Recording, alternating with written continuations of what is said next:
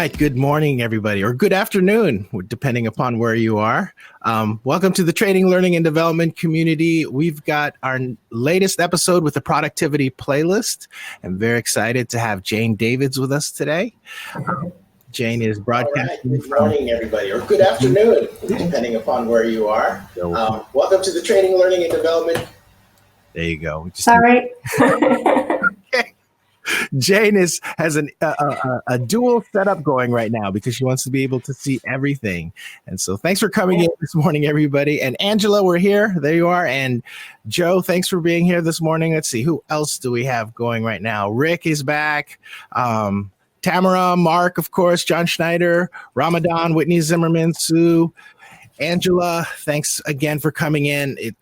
Probably a nice group of folks that are really interested in learning some of these tips about Camtasia that Jayne is going to be offering us. And Alan, good morning, welcome. And I'm going to, just before we get started, I wanted to mention a couple of things.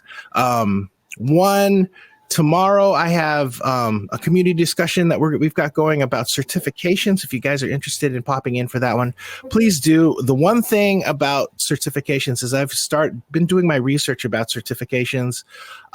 There is a lot out there to talk about with certifications, and mostly I have more questions than answers. And so for tomorrow's community discussion, it's mostly about me formulating better questions if you guys are interested in participating, because after tomorrow's certification, community discussion, then I'm going to go out and I think I'm going to just start bringing in people that provide certificates and directly discussing that with them, which I think would be is kind of a compelling discussion to have and would be a value to our community. And so with that said, also want to remind you folks, if you want to participate in our Slack group, go to tldchat.us. So that's tldchat.us. I probably don't mention that enough in the broadcast, but please go over there, check it out. We have a group of e-learning and instructional designing professionals, learning experience designers that regularly participate in discussions over there. So tldchat.us, it's free, and you could post questions and find connections over there in our Slack work group. And so with that, I'd like to introduce you to Jayne Davids, who is going to be talking about Camtasia and some of the productivity tips she has for that.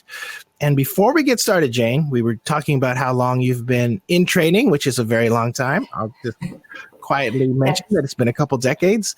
And and the other thing that is relatively new in your background that I've been seeing a lot of mentions about, maybe it's because we're just sort of run around in the same type of community, is that you are on the board for the e-learning network in the UK. And it was a director of mentoring, I believe it was. That's absolutely correct. Yes, so the ELN is run by volunteers for the ELN and learning industry. And just recently there were some vacancies to become a director of the board, and delighted I was elected. And then there are different roles, and one role that was available was mentoring. And so I volunteered for that. I like putting people with people, making opportunities, seeing opportunities. So I think that was a really good choice for me. So looking forward to finding out more about it. You guys can see that Joe posted a link to the elearningnetwork.org. So check that out. Thank you, Joe. Thank you, Joe. I'm sorry, but I was just going to say, having a nonprofit resource like the e-learning network, I think is extremely important in the industry. Just having independent voices, because I know that nowadays you just need to have, especially with trust and issues that are out there in the world and how everything is so markety, having people that are in it because they're passionate about a particular topic is, I think that's the direction to go. And it's one of the reasons why TLDC exists. So congratulations for doing that. Thank you. And I look forward to sharing lots more about it. So yeah, watch this space. All right. And so you guys might have seen in chat that Joe Cook had posted a thing about if you have any questions for Jayne, you can post them in the Q&A section. And let's see, looking at the questions, I think we can we can start with one in particular that Joe has already posted, and she said, "It's an easy one." "Yeah, why chose Camtasia, and what do you think is great about it?" So maybe let's just start from there, if that's okay. What do I think about what's great about Camtasia? Yeah. Why is it that you chose Camtasia, and what do you think is great about it? It goes back about 7 years ago, where a client of mine wanted screencasts, and they actually chose TextSmith Camtasia. So I didn't actually choose it myself, but once I was introduced to it, I really just like the simplicity of it. I like the capabilities. I mean, this is going back to Camtasia 8. So it didn't have all the bells and whistles that it does now, but it's for doing software training, which is what I was doing, making screencasts. It just seemed really quite straightforward to use, but also I quite like the creativity that it sort of lighted, that I didn't think that I had. And it was like, oh, what if I use this effect, or, you know, how could I present this information better? So I just like that. And lots of people sort of say, why don't you look at other video editing tools and teach all of them? But I quite like to be niche, and I quite like to know this one as best as I can, rather than sort of, know quite a few more. So it sort of just seems to do what I need it to do. And I like it. And the Camtasia community is great as well. Includes quite a lot of people here. So, and TextSmith are fantastic. I can't hear you, Louise. It does make a difference. The community is really supported, like behind a particular product. And I know that you know Matt Pierce, and Matt Pierce is such a wonderful person. It's I'm a big Camtasia fan, and I actually prefer it over doing something like Adobe Premiere or other ones that I've used in the past. It is simpler, and I've also loved the started using Camtasia years and years ago when it was probably a lot more like Snagit than it was. Okay. Yeah. Oh yeah. So and it is seeing the evolution of it. You only know that it's just going to keep getting better. So it is a great product. Okay, and let's see. Let me see if we can jump into any of these other questions. I want to use. Okay, so maybe we'll save these ones for later. Let's just get into some of these productivity tips, and then we'll get back into the Q&A. Sure. Sound good? Okay, so I'm going to go ahead and minimize my screen, and I'll let you take over with your screen share. Okay, I thought first of all, I'm assuming that everybody here will be able to. Oh, sorry, I'm just going to move that slightly. I realise that you can see other things, but anyway, I haven't got my background on my webinar. Joe, you'll be slapping my wrist. I thought I would just confirm Camtasia is the video editing and screencast software.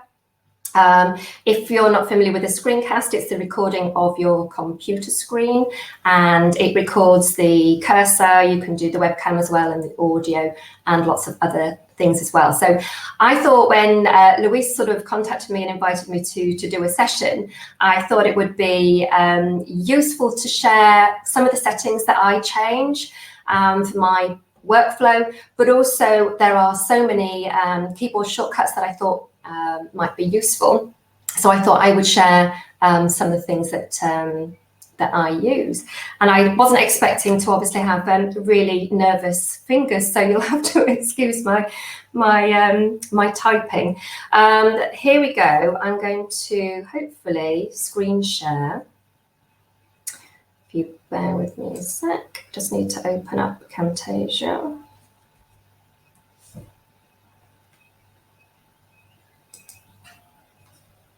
There we go, application.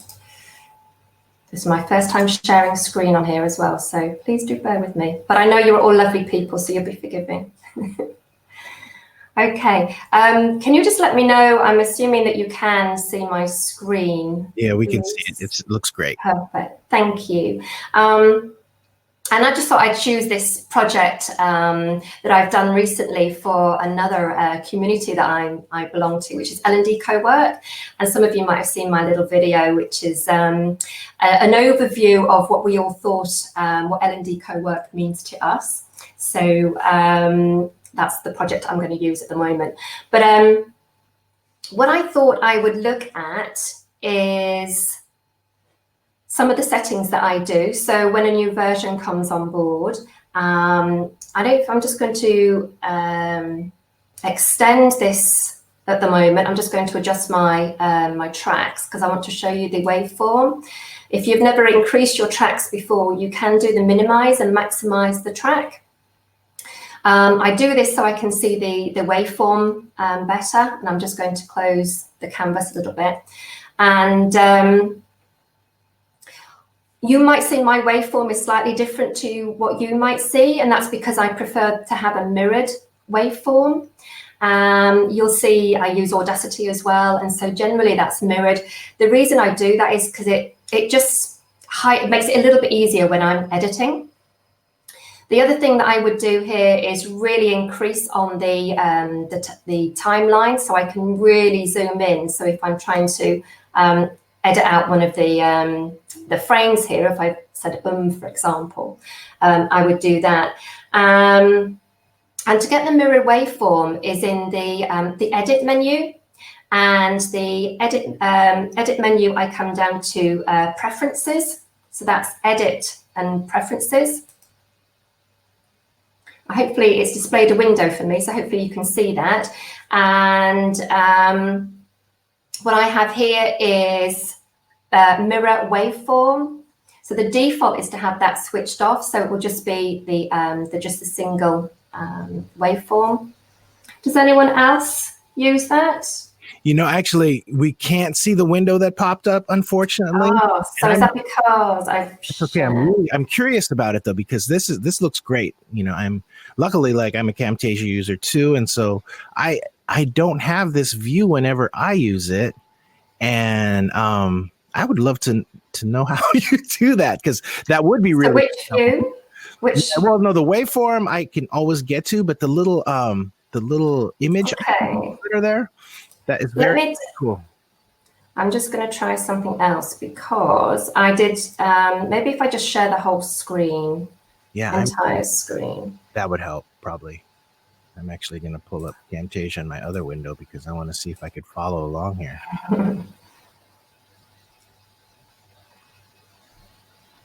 So your screen sharing, there you go. So where I went there was into File. I went into Edit and Preferences. Can you see the window now? Yes. Perfect. So just for future, before I did application window sharing. So this is Program, and then I've got Mirror Waveform. And so then that enables you to have the top and the bottom. Thank you, Alan, for trying to help. No, that's excellent. Okay, good to know.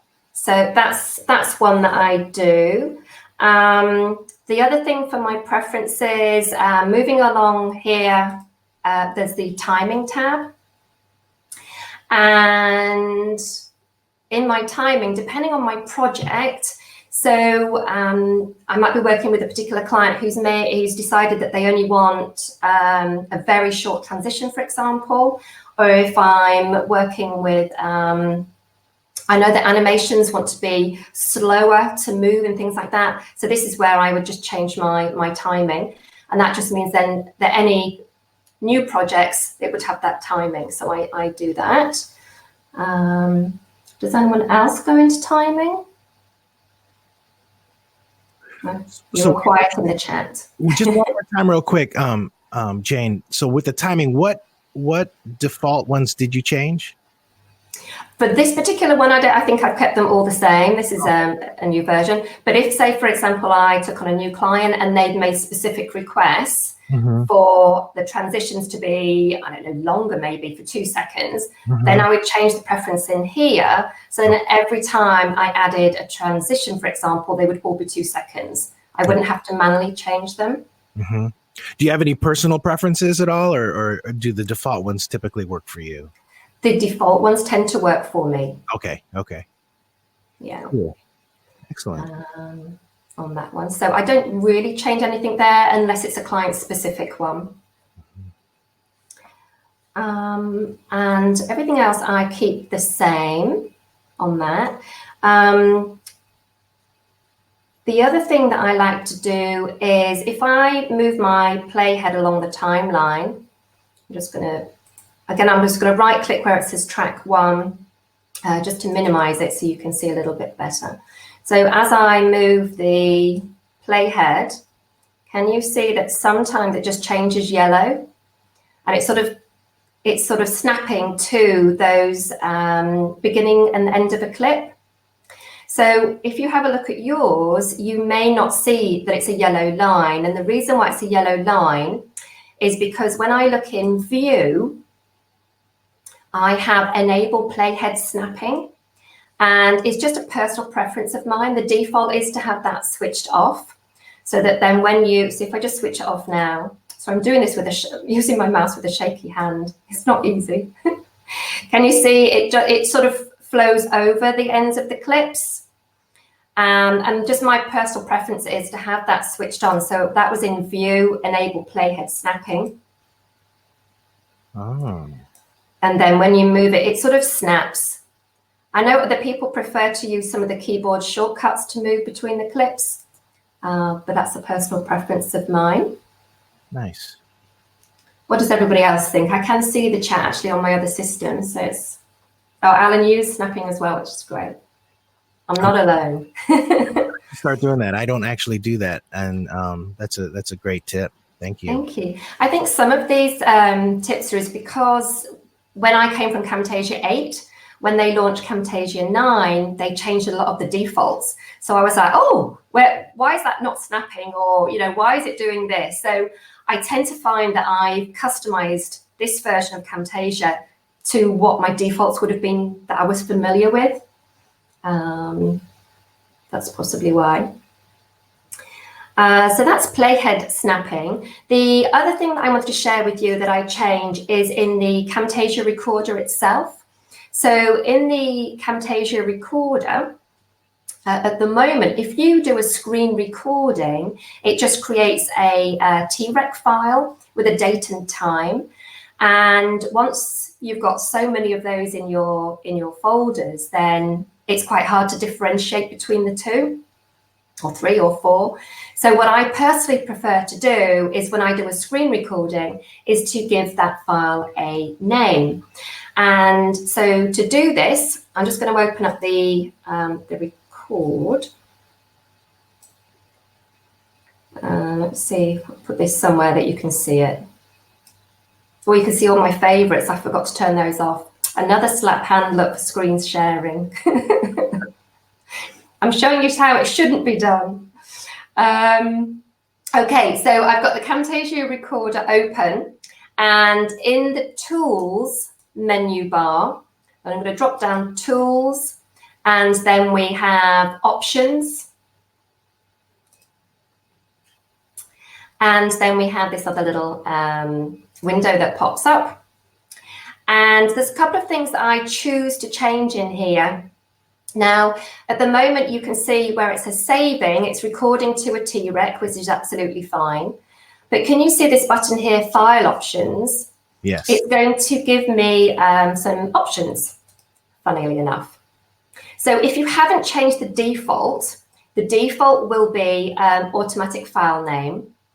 And it will all just be REC with your month, date and year. And just for me personally, it's quite hard to identify what those screencast recordings are. So I personally ask for a file name. So then when I do a recording, it's going to give me the option to put a file name in and also choose the location.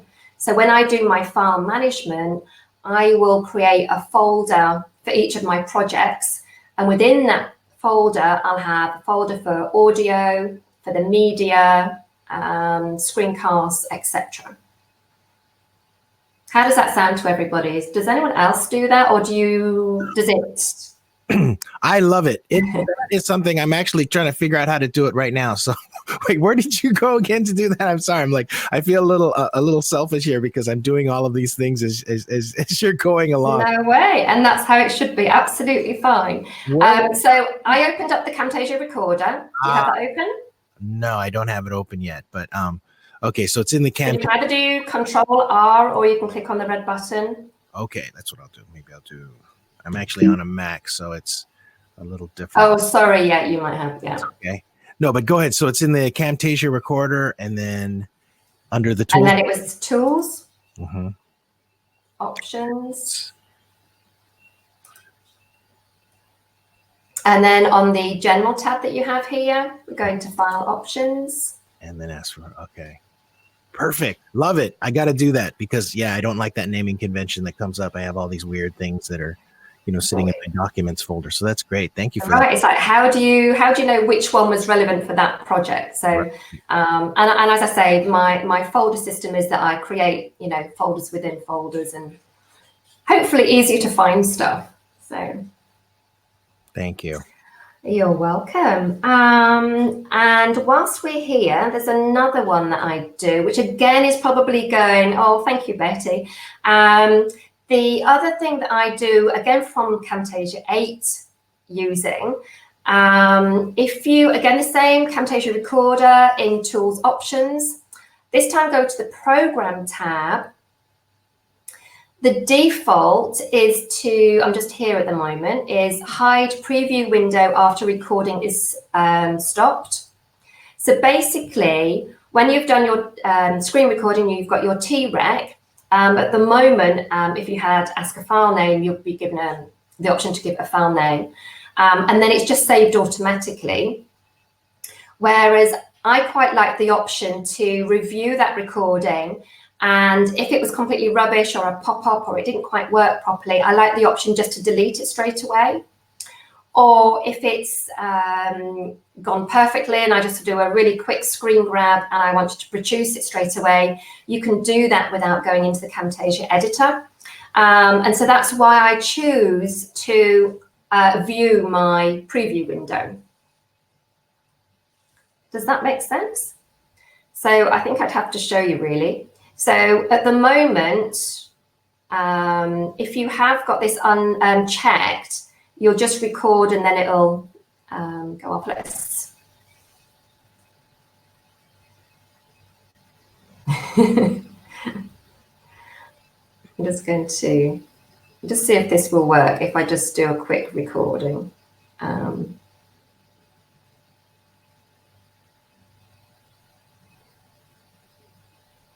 Okay, 3, 2, 1, recording. Okay, let me just stop that. You'll know your function keys, yeah? Function F10. So this is your preview window, and it's just a personal preference of mine. I just like to see, so you can have a look at the video. Where's it gone? Something strange happened there. It was quite quick. There we go. So basically what it does, it just gives you a quick video. So at the bottom down here in the right-hand corner, you can delete it straight away if it was completely rubbish. You can produce it or then save and exit, edit, and then it'll take it into the Camtasia editor. Would that help anybody, or do you just know that you want it to go into your Camtasia editor? So wait, so the preview, that setting, what does it do? It opens up the preview window immediately? Is that what it does? As soon as you stopped recording. Okay. Because I actually, for myself, I typically use Snagit for a lot of my screen, my video screen capture. And it does open up a preview window immediately, I think by default. I have never used Camtasia for that. Camtasia, obviously, just looks a lot more powerful, and I kind of wish that I had this on my work computer. But yeah, I think that is beneficial to be able to have that preview window open up after you record something. For me personally, it is because often, I don't know. The mouse, well, it's not, I'm going to say the mouse movement's rubbish, or it's often a pop-up, or I forgot to turn notifications off, and, things happen. So I like the option just to delete and then save and edit if I want to, or produce. So thank you, J-Rock, for your motivating thoughts there. Is that what you call them? They're motivating? Motivating vibes. Thank you. Yes, I want to close that. And let me just get out of this. I think that's the only one that I do there. Let me just, just while I'm here, I just want to make you aware.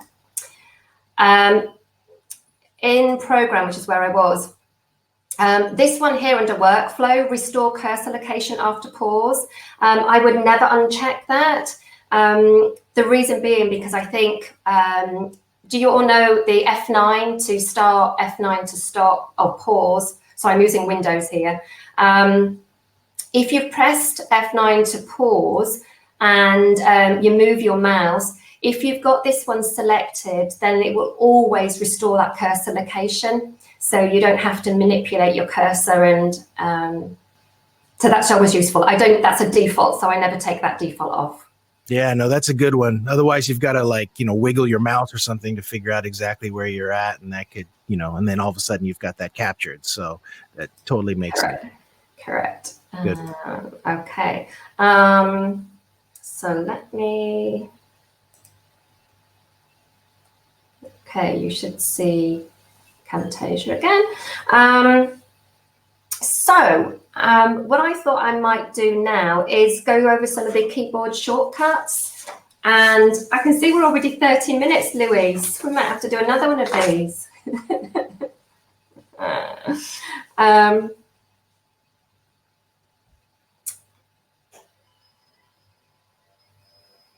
Can you still hear me? You went really quiet. Sorry, I'm muting myself. The productivity playlist, we're hoping for shorter episodes, but that's okay. You can keep going. They've been running closer to 40 minutes anyway.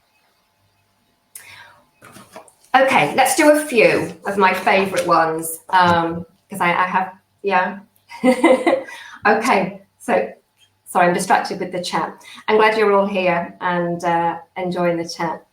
And let me have a look. My first step was to show you where to find the keyboard shortcuts. So in the help menu, if you're going to help, you have the keyboard shortcuts, which is at the bottom.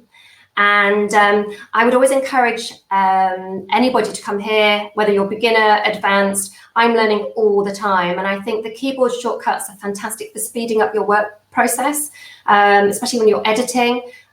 Speed is the essence, and I don't know all of them. I probably don't know 50% or even use 50%, but the ones that I do use are real time savers.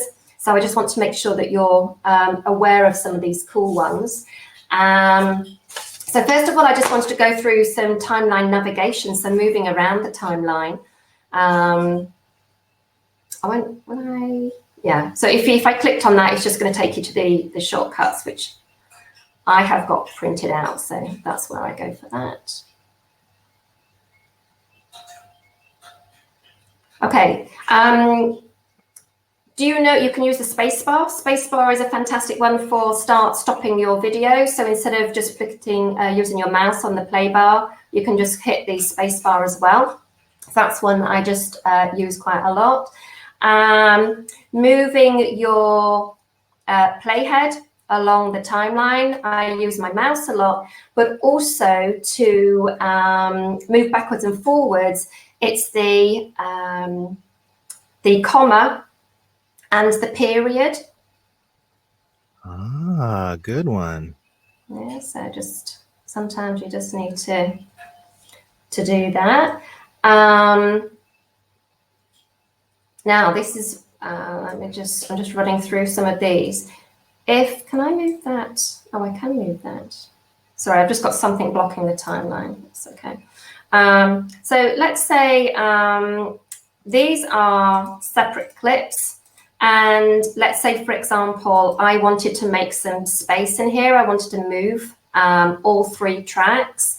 To do that, they started using the shift key an awful lot in Camtasia 2018. And if I use the shift key, what's going to happen is going to split all these 3 tracks and move it to the right-hand side, so creating space. So on the keyboard, I'm just pressing shift, pressing down on the top of the playhead, and I'm moving and making a split. Ooh, that is a good one. I love that when they And that was 2018, I think they brought that one in. And again, if I wanted to move it and close the gap, I'm just pressing on Shift and I'm moving it. So again, it just makes them into separate clips and moves them. So just real quick, Shift, and then you click on the playhead. I mean, yeah. On this gray bit, yeah. Yeah, okay. And that splits them. Wow, okay. It does. So this is, these are all one clip. So click on the Shift, click on the playhead. You have to do Shift first. Okay, that's a good one. You know, and this is just because I'm a rookie at this. Is there one if you just wanted to just do the split on one track? Is there a keyboard shortcut for that? I would probably highlight it first, and then you would do S to split. Oh, you want to do a split and a ripple move as well? No, that's it. You just. Oh, right. Yes. Okay. Okay. Yeah. So S just splits it. It doesn't move it. Okay. Nice. Okay. Now, this one here leads me on to another one. So let's say I want to move all these sections on this track here, but it won't. If I'm trying to move it, it won't because I've no space. Now, if you hold Shift and just highlight the first clip, and then it will move all of those clips without having them highlighted. So Shift is your friend. Yeah, that's a good one.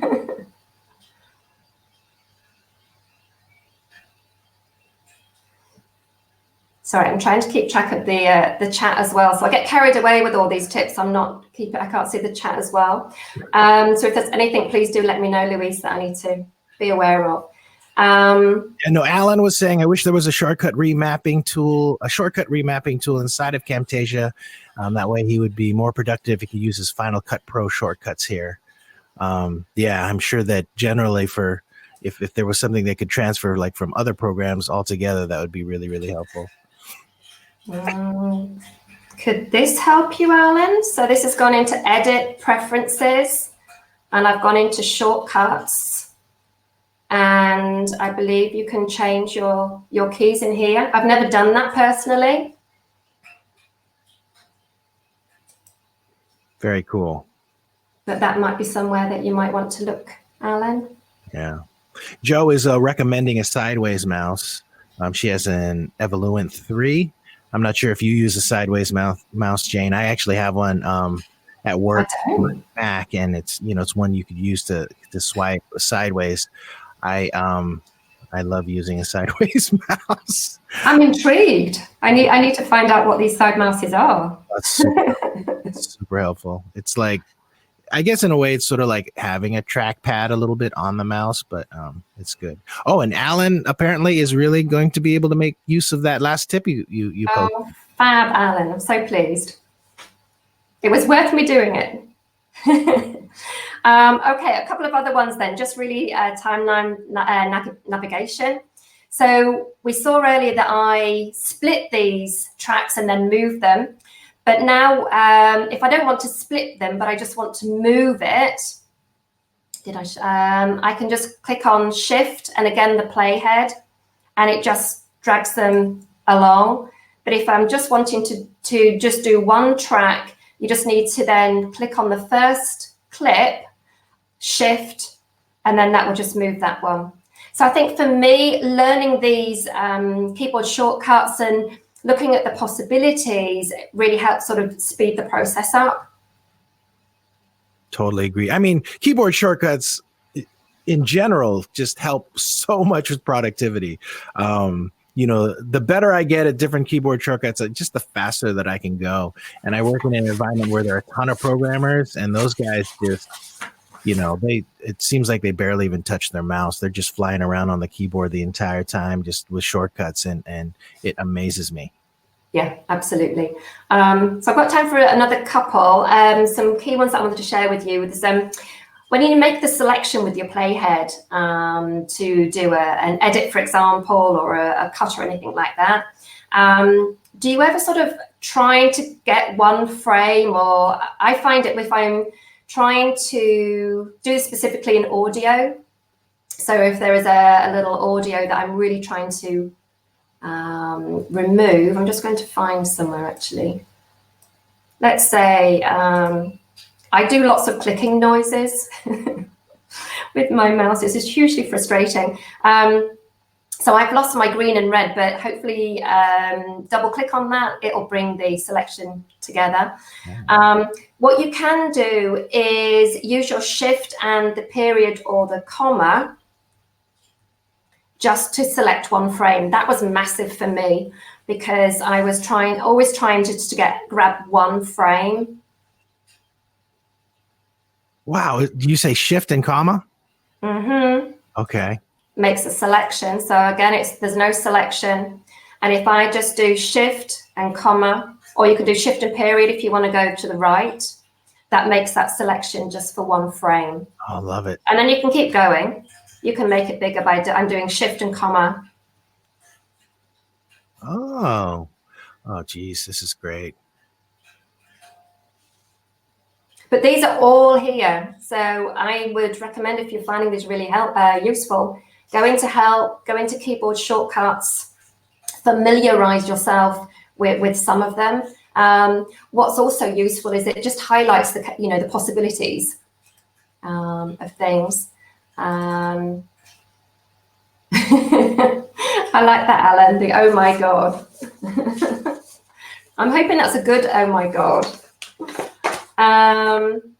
So I love that one. Extending a frame is another one that I use a lot. Extending a frame would be if I've made a screencast and I'm syncing the audio and the screencast, but I need more time for the screencast on a particular frame. I use the extender frame an awful lot. And yes, so that's a popular one. So maybe you will all know this already. This isn't going to be a good example because it's a live one, but I'm going to show you how I would do it in a screencast. It's got audio. You know how to separate the audio? That was just a right click, separate audio and video. So I'm just going to try and just demonstrate the frame. So let's go back to extending. Now with extending, you do need to have space on the timeline. So let's say I've identified here. So I'm just going to click on this split, or I could do S, and just to move this, I can't move it at the moment, but if I press shift, it's going to allow me to move all the other media on the track. And what I tend to do now is use my Alt key. It's one of my favorite keys. So Alt, take your mouse to the end of that frame. Now at the moment, if you get two arrows like this, you are not taking a copy of that last frame. You're just replacing the media that you've moved away. So if I press Alt, which I am now doing, I've got shaky hands, but if, yay, Jack, you use Alt as well. So there's a little video icon, and keeping Alt pressed down, I'm now going to use my mouse and just drag, and it will make a frame, and you can drag as much as you need to. And then once this section here is just a copy of that last frame, and then you can pull it out if you need to. Interesting. So I use that an awful lot when I'm syncing my screencast and my audio. Just out of curiosity, so for example, is that just for blank space typically? So like that last frame would just kind of be, it would be this transitional type of thing? Yeah, this is probably not a very good example, Luis, because I wouldn't probably extend, but well, yeah, I suppose if I wanted this image to stay on, and if I wanted to sort of have the lower thirds just confirming the name, then I could do. But it's more for screencasts when I'm showing a process and I've recorded the screencast and then I'm talking through the process, but there's more time that it takes me to explain. So I need to show the still frame longer. Ah, okay. Does that make it a bit clearer? It does. Absolutely. So it could be like just like a still image of some sort. That's exactly what this is, which is why when you've got a still image, you're then able to drag it out because it's just a copy. Mm-hmm. And you can see the stitched line here. Nice. So yeah, and I like that J-Rock alt film icon drag. So yeah, you just need to make sure you get that icon. Is there anything I've missed there in the chat, Louise, that I... No, it's Oh, good. the typical discourse, especially when you have J-Rock in. Your session was great too. These are great, these productivity ones, and hopefully I've given you some useful things. I think brilliant. I think the last one I'm going to go is just the ripple delete. Does anybody, let's say there's this section. I'm going to highlight the section, and this needs to be removed on all tracks. Now, if I press delete, then it's going to leave a gap. Yeah.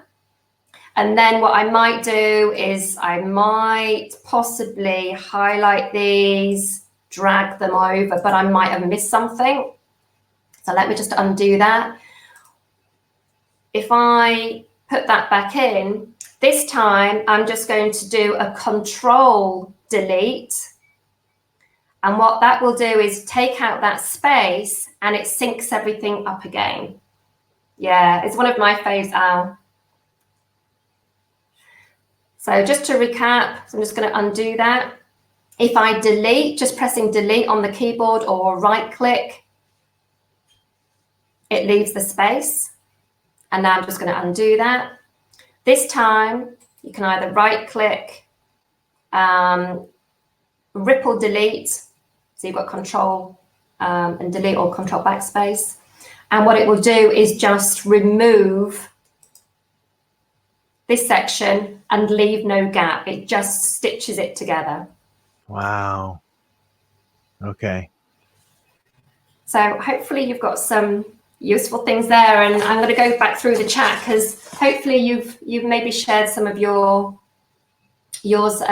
tips as well, because I love learning, and I'm sure there's stuff that I don't do and I'd love to learn. So this is incredible stuff, Jayne. This is mind blowing. But let's go. We actually have a few comments. I mean, a few questions in here, or okay. if we could go through there. Let's see. What have we got here? So let's try with Joe. We'll just start from the top here. What do you love about your job of editing video and helping others to learn to do so? Oh, great question. I think the challenge, Joe. I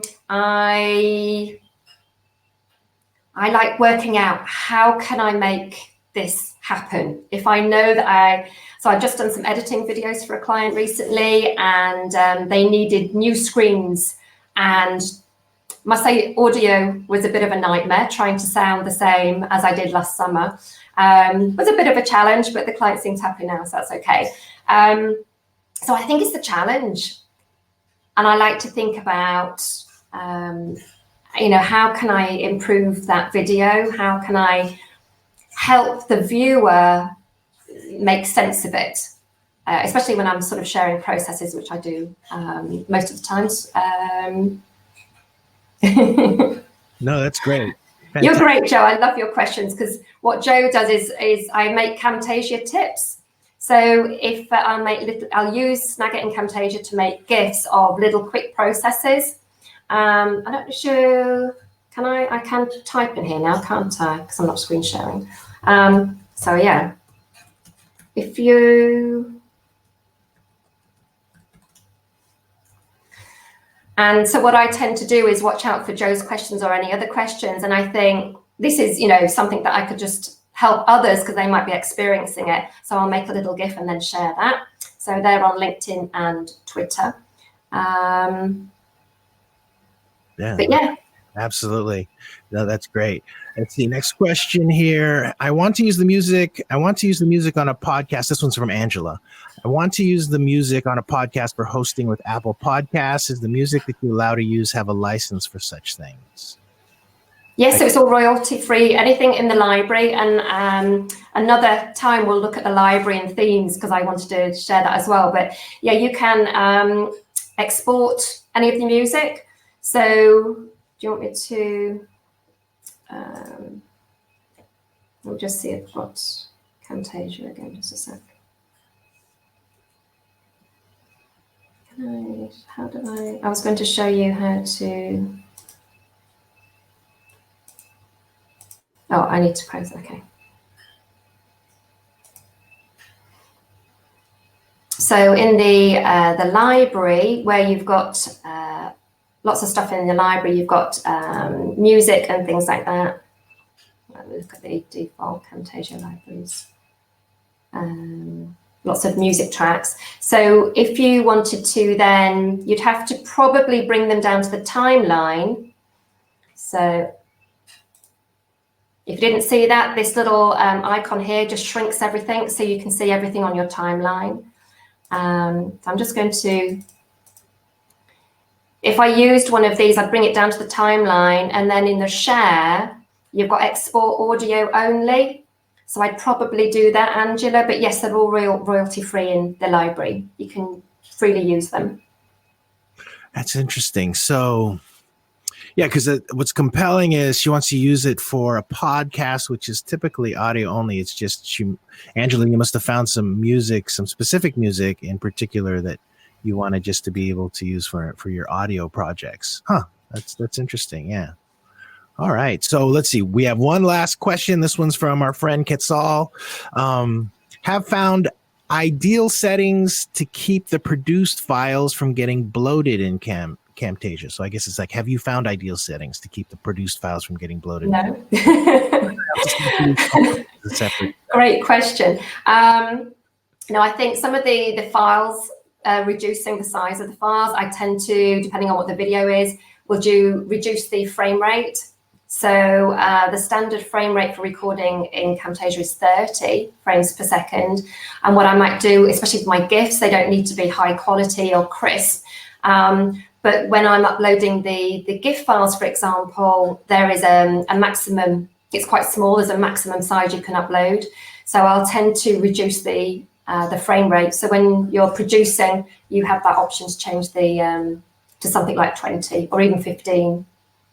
Excellent. You know, and we'll definitely have to have another session on this, and then maybe we can even talk about, I'm kind of curious about your backup workflow.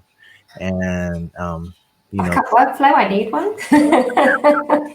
And even, you know, and I'm sure even Quetzal and Alan and all the other video producers that are in the audience today probably have their own preferences as to how they make sure that they keep all their media backed up, because you know, I know for myself, I'm challenged that way. I run like a small network device that I dump everything into, but that thing just like fills up like you know, with Crowdcast videos so quickly. But I think, yeah, the only thing I'd make sure for my backup is I always zip the project. So I zip the project just to make sure that then that project is a standalone project with all the media inside and all the edits on the timeline. The reason I do that is because then if my media in my folder system gets moved, for example, then it sometimes doesn't find that media. So I tend to, if I finished a project, then I'll zip it. And is my backup copy. Very interesting. For some reason, that's the first time I've ever heard of that. I've never thought about that before. I should probably do something like that, because I have a ton of videos. And so with that, Jayne, let's wrap this up. We went 50 minutes, and but it was all wonderful. Is it okay if I post this one on YouTube? The video one that has all the screen sharing and stuff, that I think they, of course, like do a lot better on YouTube just for people to watch. And I'll make sure that this gets out. Thank you so much for being You're welcome. Thank you so much for inviting me. This has been great. Everyone's got a ton of value out of this. I hope so. Yeah. And I'd love to hear your hints and tips as well. So maybe we need, you know what? I'm feeling like this productivity playlist is probably going to be an ongoing thing, because I know I get a ton out of it. It shouldn't just be like for the month of January. So, everybody in the audience, I'm probably going to be sending you an email asking you to do a short broadcast about some of your tips. So be prepared.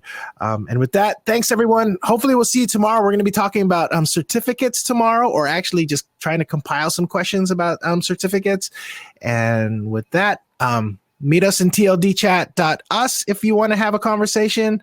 And we'll see you later. Thanks again, Jayne. Cool. Thank you very much. Bye, everybody. Bye.